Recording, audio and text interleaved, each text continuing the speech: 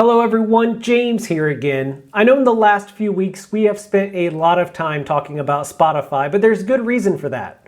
As the COVID-19 pandemic continues to make touring virtually impossible, outside of the virtual stage of course, more and more people are looking to streaming to be a savior of the music industry. It's already the primary way that the vast majority of us consume music on a daily basis, but every single week we see more and more headlines that make us worry about the future of the music industry as it relates to streaming. As these companies continue to make tons of money, artists are only seeing fractions of a cent for every one of their song streams, and that has led a few in the industry to start crying foul. Now, of course, complaining about streaming revenue is nothing new, but in the last few weeks there have been at least two big stories that I want to discuss with you relating to how the industry is responding to Spotify. Starting first with a story from North America, a brand new group called the Union for Musicians and Allied Workers is passing around a petition asking Spotify to raise its royalty rate to a single penny per stream. Now that may not seem like a lot to some of you, but for musicians this would be a massive bump in streaming revenue. To quote the group directly, they said, "We are asking Spotify to raise the average streaming royalty from 0.0038 cents to a single penny per stream. Doing so would give artists a better chance at making a living from their art and begin to restore the public valuation of music." Now there are a few complications with this ask. Primarily, no two artists are making the same amount of money every single day, even if they have the same amount of streams. So an artist in North America who has 500 streams versus an artist in Europe that has 500 streams could make completely different amounts of money. And the way that that is calculated isn't exactly straightforward. Now, Spotify has its own deal with most major record labels, so what Universal is making isn't the same as what Warner Music Group is making, and it's not even clear if those two groups know what each other is making. But for independent artists, there's a sliding scale, and it has a ton of variables. For starters, how many streams did the artist get versus the total number of tracks streamed on Spotify during the same time frame? How many of those streams came from paying users? How many of those streams came from free users? And for the paying users, what country did they come from? Because the people in the United States pay a different rate per month than the people in Canada, or the people in Ireland, or the people in India. And all of those factors, along with a few others that I won't get into here, go into figuring out how much an artist is paid. So when you say you want artists to make a single cent for every single song stream, there's still a little bit of lack of clarity in there. Do you mean a US penny versus something from a different currency? There's a lot of questions that need to remain, but the basic ask is pretty straightforward. Artists need a lot more money in order to sustain themselves from streaming, and they would like it if Spotify would play ball. Of course, the company has not responded to this ask, but just a few days after this story started to make the rounds online is when Spotify released their recent promotional scheme that they put out, where they're offering to put you into algorithms in exchange for a lower royalty rate. Now,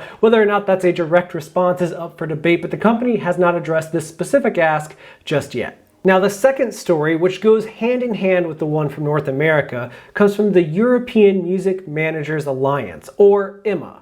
They put out a formal release this week where they were asking not just Spotify, but all streaming services to pay more money. And they came at it from a very interesting angle. They started by mentioning the fact that while COVID-19 basically paused all other aspects of the music business, streaming continued to thrive. So much so that the big three record labels are allegedly making more than $1 million per hour from streaming. Now, when you compare this to what we know indie artists are making, that is a massive lump sum. And all Emma is asking is that these services pay a little bit more. Allow me to quote them directly. "Today, as the European Music Managers Alliance, as representatives of thousands of artists, songwriters, musicians, producers, and DJs throughout the continent, we are joining the growing chorus for reform in the belief that a wider diversity of creators and business should benefit from the growth of the streaming market. We believe this change should initially focus on 4 areas, with further reforms to follow." Now, their 4 asks are broken down at length, so allow me to try to summarize each one. The first calls for brand new contracts between artists and media companies, saying that a lot of the language is outdated and things like analog royalties should not be applied to the digital landscape. Their second ask calls for the end of black box distribution.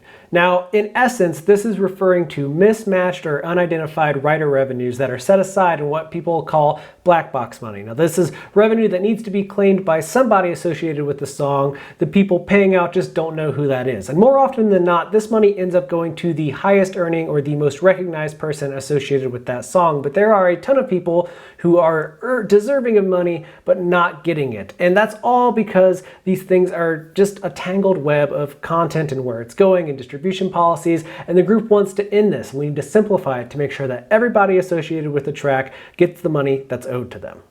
Their third request is new trialing and payment methods for streaming. Now, there are a lot of ways you can take this, but basically Emma wants to see us trying new ways to get artists compensated for streaming. Now, one of the ideas that has been floated around is that people who pay for streaming, let's say you pay $10 a month for Spotify and that you listen to 10 artists during that time. Well, those 10 artists, it says, should get a share of that music and nobody else. So your $10 should go directly to the musicians that you choose to support. Now, obviously, making that work with a global platform that has more than 150 million users worldwide would be a very complicated coding proposition, but it's not impossible. And even if it doesn't work, it opens the door to some other ideas that maybe we could pursue in the future. Basically, Emma doesn't want us to settle for the way things are right now. We need to be innovating. We need to be looking for new ways to help artists make money that doesn't complicate the process for consumers and drive them away from streaming. It may seem difficult, but it's worth pursuing. And the final demand actually doesn't have that much to do with the world of streaming, but Emma would like to see a coordinated reopening of music markets around the world. Because as we all know, the global pandemic has paused everything. Touring around the world is basically at a standstill. Some countries are trying it, but not on the scale that can make big name artists go out there and play a ton of shows. So what Emma is asking is that the music industry, much like the governments of the world, work together to figure out ways that we can get live music back online and physical retail as well. They want to make sure that everybody is going all at once, because if one country decides, whatever, we're going to throw precaution to the wind and just allow people into a venue regardless of safety measures, while another country says we're going to allow shows but they're socially distanced and pods, it's going to cause a lot of confusion, it's going to cause a lot of frustration, it's going to make touring around the world very difficult. It's just going to be, again, a mess. And Emma thinks that we need to all work together to prevent this from happening, because what's happened in streaming is that everybody's gotten to the party at a different time and all the rules are different for every single person that's shown up. So rather than cause a similar mess when it comes to reopening the music markets, let's just all work together and get on the same page before we reopen. That way it's easier and more engaging for every single person. And honestly, I think that makes a lot of sense. This one from Emma has not gotten a response from Spotify, nor has it gotten a response from anybody else, but the message is clear.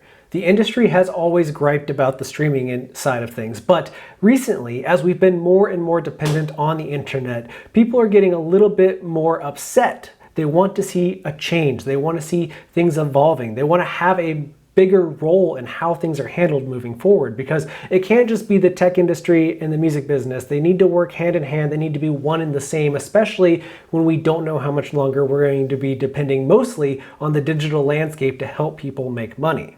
Now, whether or not any of these things actually lead to change, we'll just have to wait and see, but I'll be here bringing you updates as often as possible, maybe from our old location or from this new one that we're trying out in this video. So if you have opinions on where you'd like to see these videos shot, go ahead and leave them in the comments below. And if you haven't done so already, go ahead and click the subscribe button, because that's why Music Biz is here, to help you understand and navigate the modern music business. There is a lot happening all the time, and we're here to help you make sense of it. So please click that button. And if you've already done so, well, then you have my sincerest thanks. I really appreciate your support, and I'm going to ask you to do just one more thing for me. Whatever you do in this life, please take care of yourself, because you deserve it.